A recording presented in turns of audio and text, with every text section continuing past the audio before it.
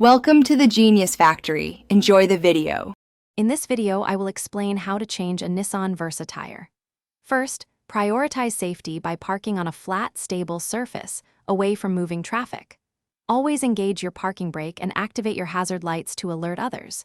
Before you begin, ensure you have all necessary tools: your spare tire, the vehicle's jack, a lug wrench, and your owner's manual for specific instructions. This preparation is crucial for a smooth and safe tire change. Now, let's prepare to lift your Versa. Before raising the car, use your lug wrench to loosen the lug nuts on the flat tire by turning them counterclockwise about 1/2 turn each. Next, consult your owner's manual to find the correct jack point on your vehicle's frame, typically near the flat tire.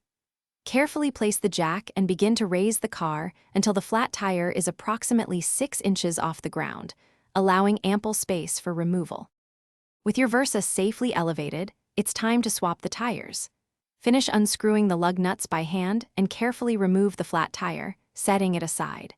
Now, lift your spare tire and align its holes with the wheel studs on your vehicle. Gently push the spare onto the studs. Once it's seated, hand tighten all the lug nuts back onto the studs until they are snug. This ensures the spare is temporarily secure before lowering the car. Finally, let's secure everything. Slowly lower your Nissan Versa until the spare tire is fully on the ground, then remove the jack. Using your lug wrench, fully tighten the lug nuts in a star pattern for even pressure, ensuring each nut is secure.